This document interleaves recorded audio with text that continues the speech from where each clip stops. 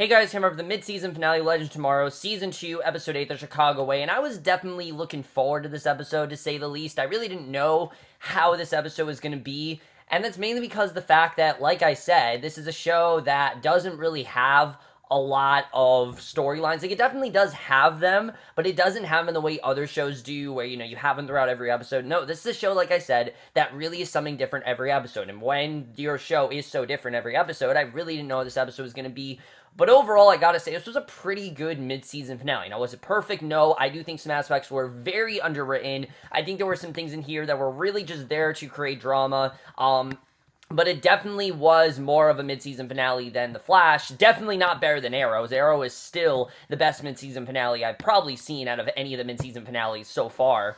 But I will definitely say that I did enjoy this episode overall. I think it definitely was a highlight of the season. Some really good action here, but let's just get right into it because we really are jump-starting a lot of what's going on here. But we start off on the Chicago dock in 1927. We see Dark and Thawne approach Al Capone. They offer their services. Now, he declines sticking his men on him, but Thawne takes them out quickly, which that was pretty well done. That was pretty cool the way that was done, just seeing how strong Thawne is and everything. And they tell Capone they can help him face some foes coming to town soon, along with Malcolm. Now, Malcolm Merlyn has just randomly appeared out of nowhere. This is the thing that kind of confused me. How did Malcolm Merlyn get here? I know that they said that they were supposed to find him in the crossover, but that never happened. So how the hell did they get Malcolm Merlyn on board? That felt completely underwritten to me, and that kind of threw me off, but I will say that they used him pretty well, that I'm not too upset about him being here. It just didn't really make sense how they got Malcolm Merlyn. That was kind of weird, but on board the Wave Rider, Adam and Citizen Steel are sparring, and again, I really do love Nate and Ray's interactions, and Sarah and Jax come in to make them stop, and they're reprimanding her like she's their mother, which I thought was pretty funny to see. But the pair leave, and Jax heads to the library where he finds Stein thinking about Lily, and Jax warns Stein that eventually the team will find his daughter and try to get rid of her. But Stein says that she can be protected if her impact on history remains minimal and if she doesn't really interfere with anything. And Stein, honestly, like, you really do understand why Stein wants to keep Lily in his life. It's not because of the fact that, obviously he feels a connection towards Lily, but there's also the fact there was a whole aspect of his life that he now has that he didn't have before, and he's obviously very intrigued by it. He's starting to think of memories, he's starting to think of things he could do with her. He's never had a kid before. It's a whole different kind of aspect for him, and he doesn't want to take that away, and it's honestly really well done arc. I really do like the way it's done, and I like the way they're giving Stein something to do. We really haven't given Stein this much plot progression in Season 1, so I like that he's given a lot more to do this season. I really am buying the fact of why he wants to keep her. I really am liking that. So the team gets called where Gideon has found a temporal tremor coming from Chicago in 1927, and I don't believe they've been in 1927 before, so it was kind of cool to see them here, but they all suit up and head there where Ray and Steele see Elliot Ness arriving, and they deduce that maybe somebody has tipped off Capone that Ness will be a threat and decide to protect him, because we know that Capone does in fact go after Elliot Ness, and they think that he's probably going to come after him. So Ray follows Ness, but when a pair of Chicago police officers offer to accompany Ness to the FBI, Ray leaves them alone. It turns out the cops were actually crooked, and back on the ship that they discover that as a result of killing Elliot Ness, Capone has actually become mayor of Chicago instead of going down for tax evasion. Now, this was very interesting to see, the way that was done, the way that, now he's become, the mayor, and this is exactly what the Legion of Doom wants. They want to alter history in a way, so, they'll fuck with the legends, and I thought it was definitely interesting to see, and Nate figures out that Capone will likely be trying to kill Ness by drowning him off Dock 39,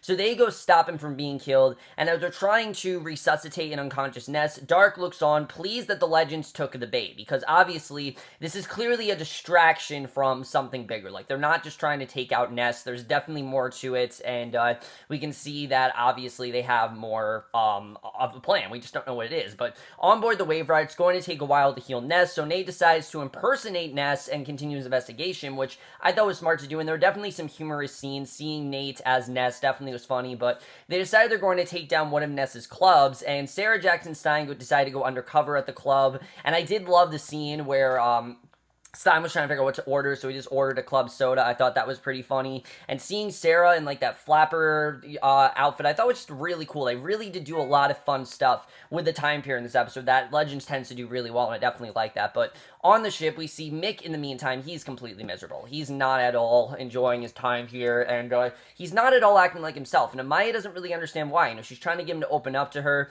but he won't, because, you know, usually he would be all for going to 1920s. You know, think about it, there's so much gunfighting and so much violence going on within that time period.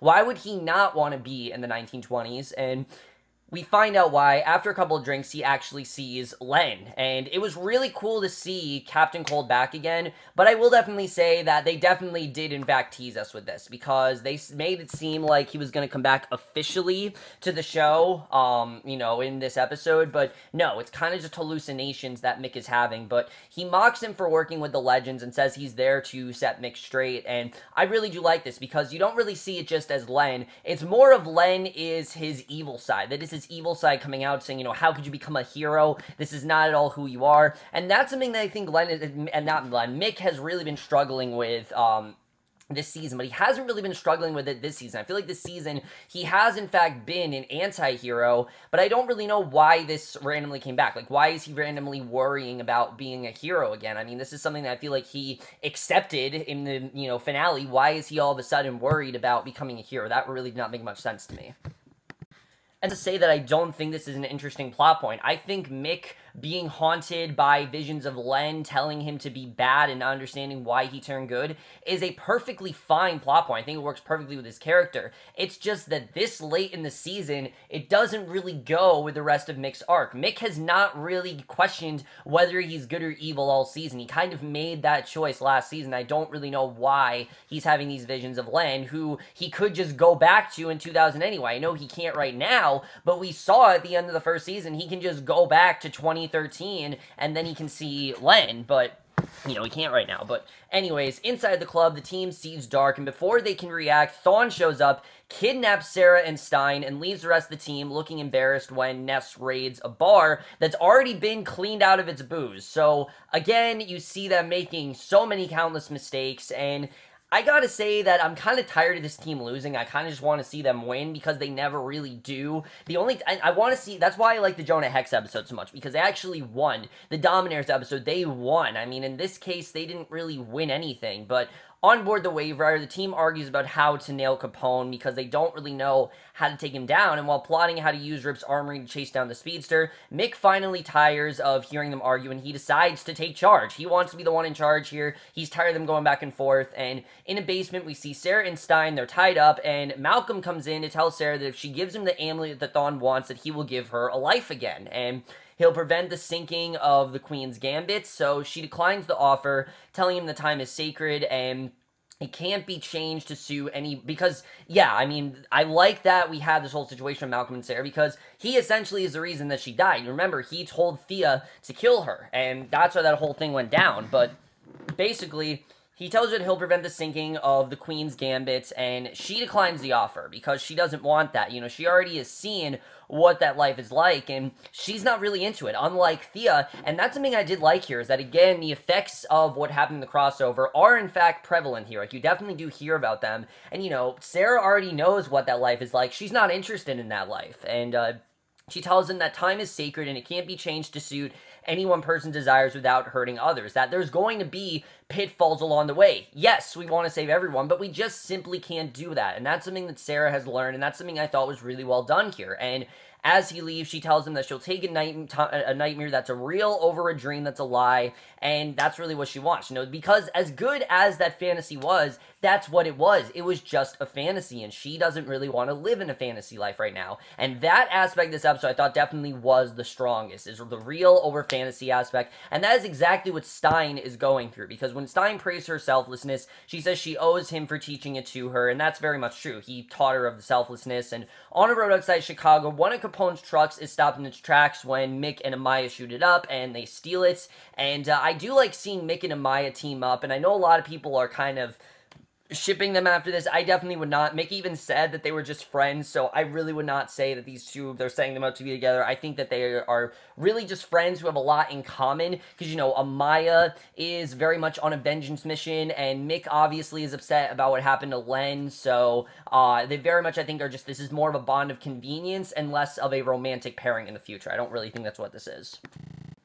So back in the basement, Sarah's frustrated by the thought of Malcolm changing time. He tells Sarah that even the best of them can create havoc, and he admits that he accidentally created a daughter, and Sarah's angry, and this is when she does in fact get angry. I really did love this scene here, because he admits that he actually did create a daughter, and Sarah's obviously angry, and it's not because of the fact he created a daughter, it's again because of the fact that she's not real. He's insisting that Lily isn't real, but Stein says that now that his memory is upset, she is real, and before they can finish their conversation, and Sarah does bring up a good point, that he is doing the exact opposite of what he told her not to do. Like, he told her specifically, you know, don't try to change history, don't try to go after dark, and he did the exact same thing, but you can understand why Stein did what he did, and honestly, for once in the show, you can understand both viewpoints, which is very rare in this show. A lot of times in this show, I don't really understand why characters are doing what they're doing, but here, I understood her viewpoint. I understood that Sarah doesn't want to live in a fantasy life, and she thinks that Stein is just endorsing that fantasy life,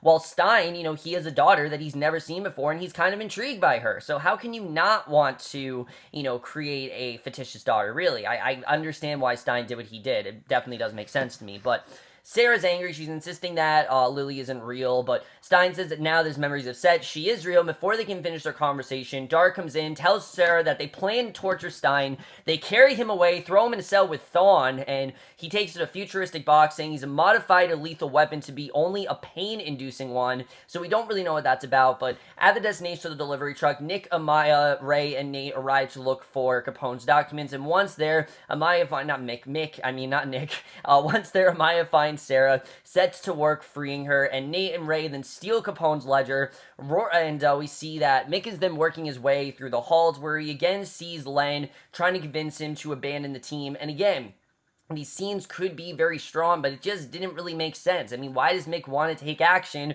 and he's thinking about abandoning the team? It just doesn't really make a lot of sense to me why he's thinking of doing this all of a sudden. But the Legends then find Stein. They're getting ready to leave when Capone and his men arrive, and after a brief scuffle, the Legends do get away, but Capone smiles and Dark comes out to tell him how glad Thawne is going to be for his good work, and how he's going to help them. And back on the Wave Rider, the team is celebrating an apparent win, but nobody's really sure what to do next. We see Stein suggest that he should take a look at the amulet that Dark and Malcolm wanted, and that confuses Jax a little. They really don't know what they should be doing here, and after a quick conversation with Amaya, Mick sees another Captain Cold vision, and Jax sees the speedster doing his thing in the library. Sarah's in the library too, and accidentally reveals to Thawne that Stein had a daughter that might be leveraged against him, and again, why would you do this? I don't know why Sarah does this. Again, it just seems so out of character. This is the exact same thing she did to Dark, except that she's putting Stein's daughter at risk now. So now, with them knowing this, they're going to try to create that daughter from, stop the daughter from existing, and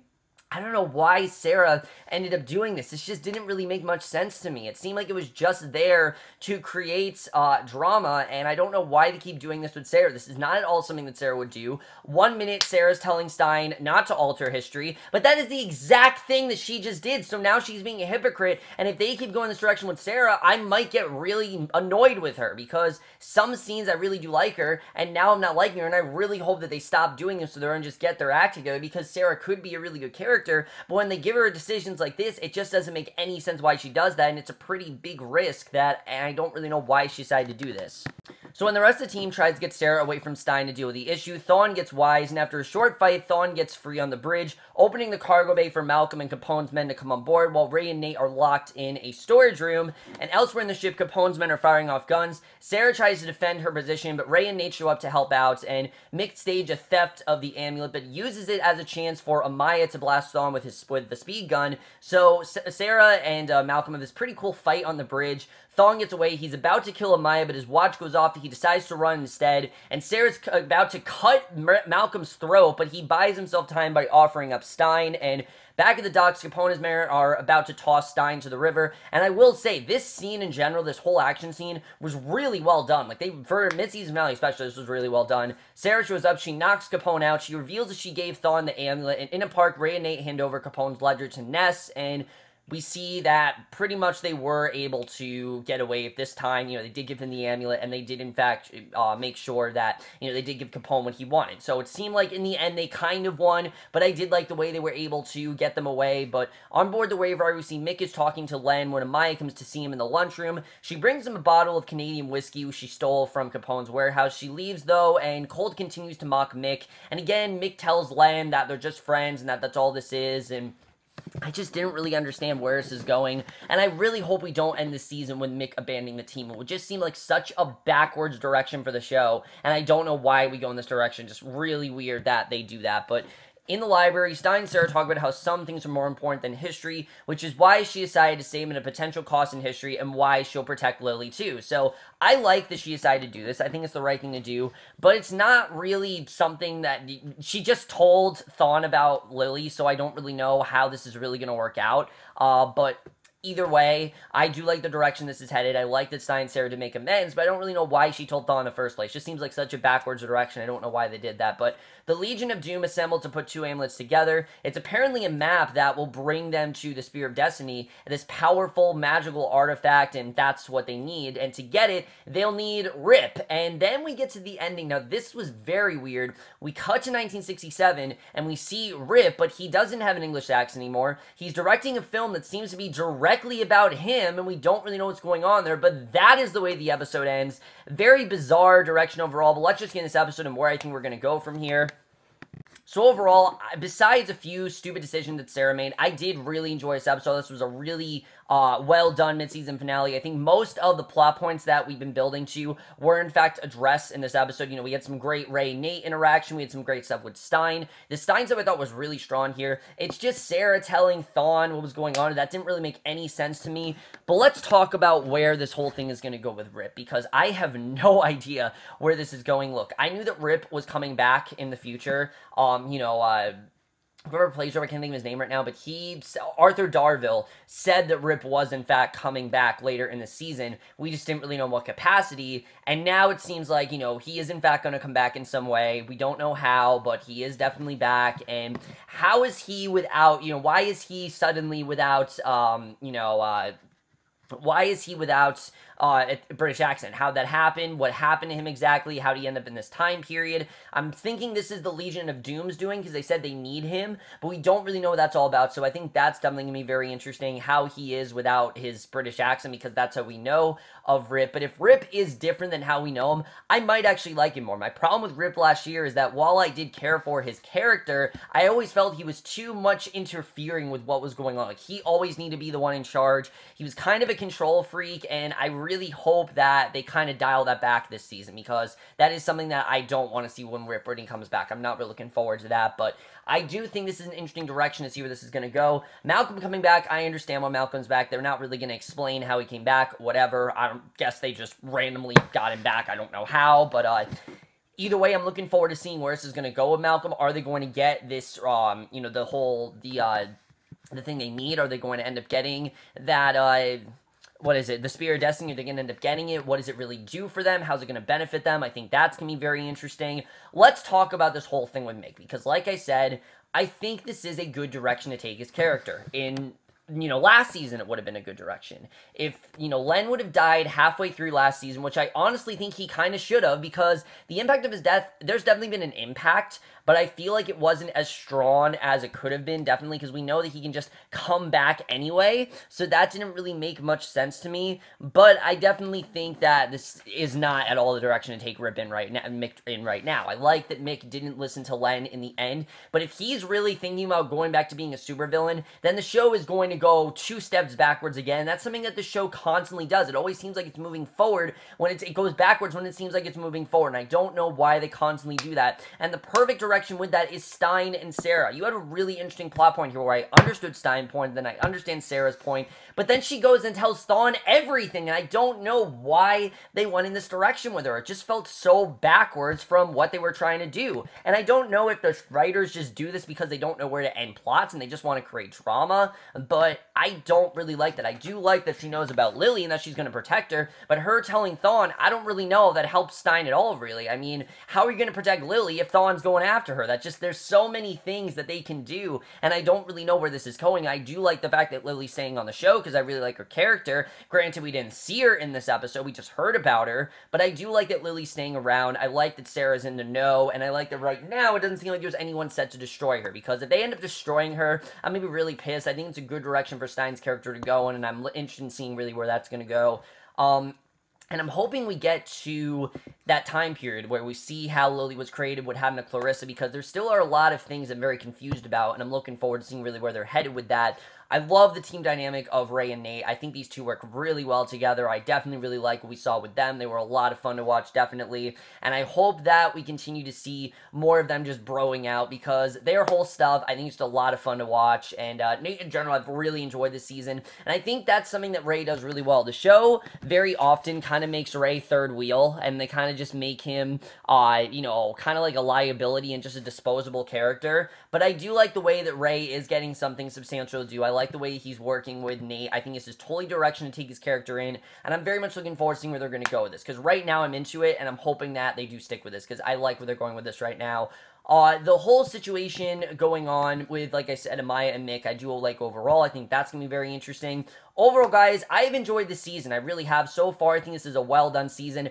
I have no idea why the show is moving to Tuesdays at 9. I think that's a horrible time period right after The Flash. That's just too much superhero in one night, honestly. Like, I can do one superhero show every day, but I can't do Legends of Flash, then Legends tomorrow. That is a horrible time period. I don't know why they're doing it that way. I think it's better when it's more stretched out, but either way, guys, I did really enjoy this episode. I thought this was a fun episode overall. I definitely thought this was a well-done mid-season finale. I thought the 1920s were done really well. But let me know what you guys saw this episode. Left your thoughts on it. Did you enjoy the season so far? Where do you think the season's headed from here? Because I honestly don't know. But that's it for this video. Hope you all enjoy it. We'll see you guys in my next, which will be for a movie review, and we'll see you guys for that. Okay, bye.